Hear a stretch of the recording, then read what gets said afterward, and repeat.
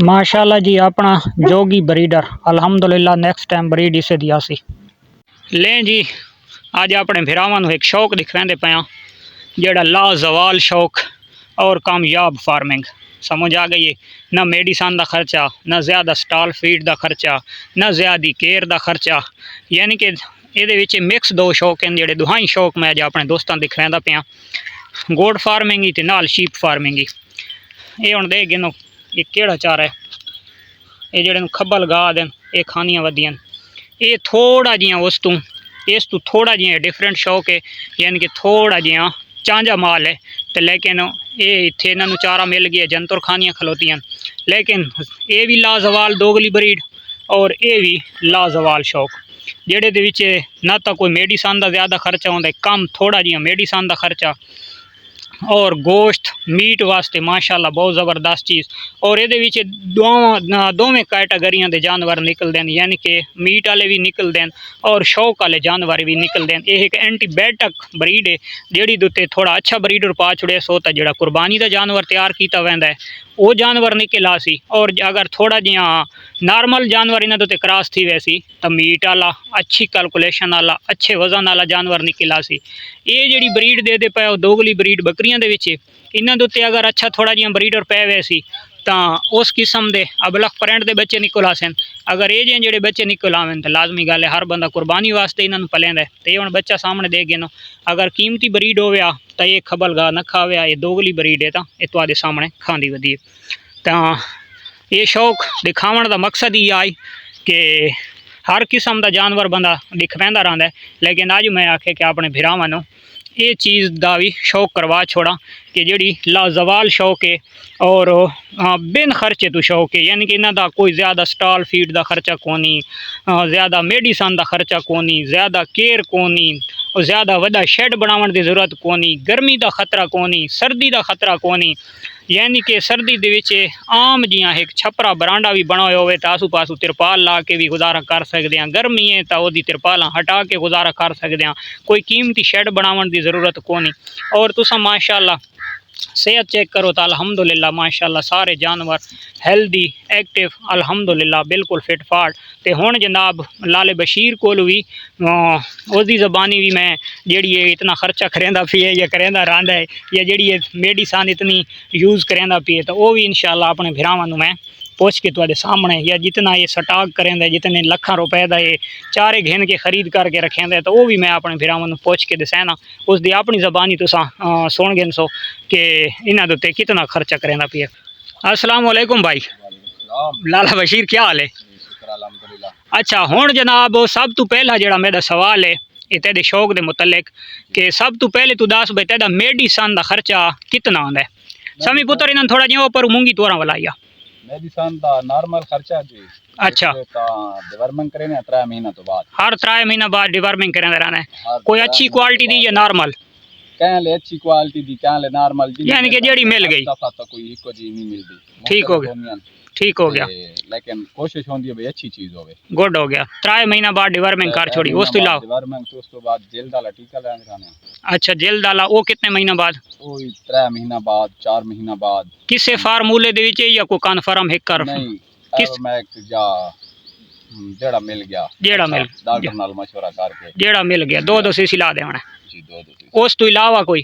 उस तो अलावा कोई खर्चा नहीं, कोई खर्चा नहीं। मेडिसन कंप्लीट हो गई, ज़्यादा हर 3 महीना बाद लाओ तो 6 महीना दे 2 तो साल दे विच 4 डोज़ां लगदियां।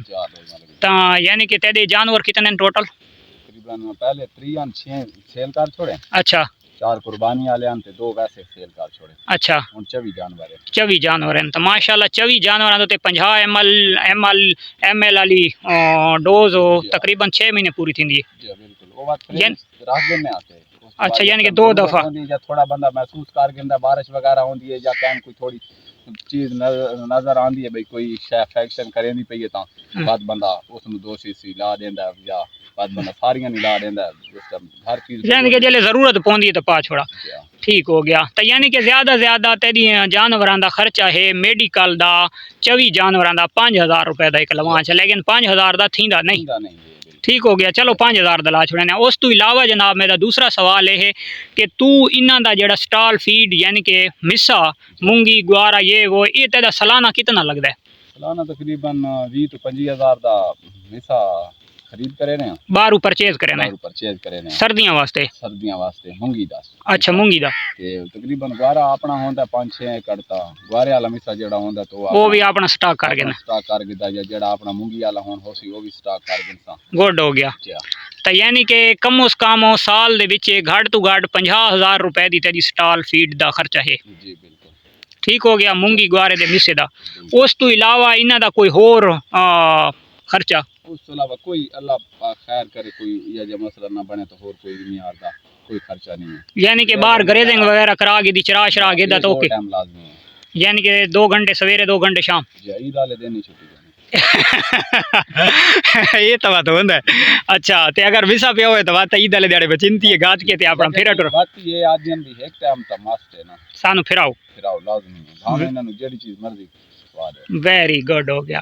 यानी कि 50,000 रुपया तेरा खर्चा थी गया मिसे दा स्टॉल फीड दा। इन्हां दा कोई सर्दियां दे लूसण शुसण अजाफी के देना होने? हां लूसण वगैरह भी होंदा है।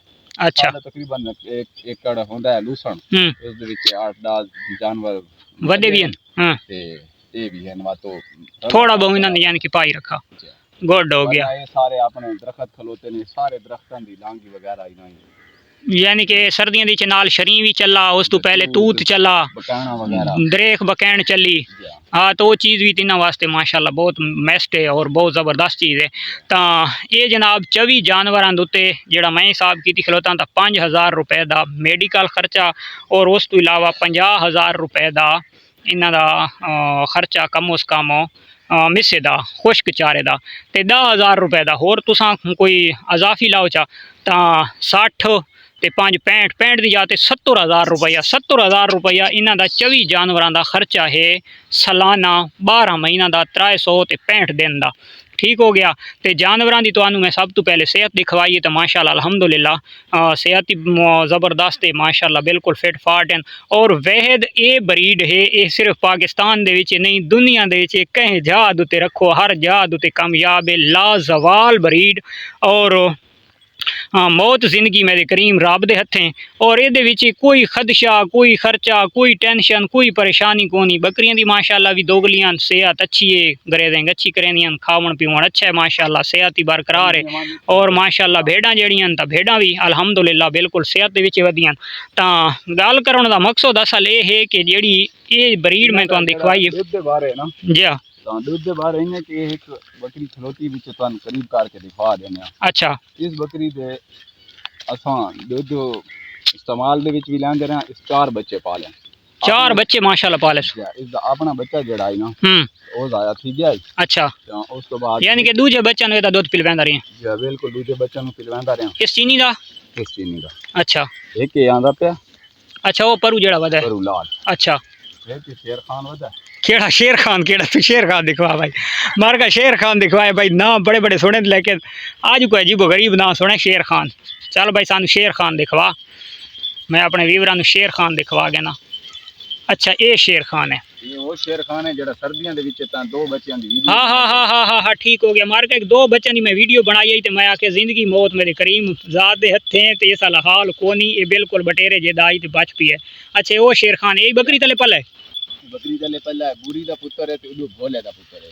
अच्छा ये उस भोले दा पुत्र ये दी नाल दी एक लेली भी आई वो वदी है वो लेली दी के पोजीशन है केड़ी ये अच्छा ये ले लिए माशाल्लाह।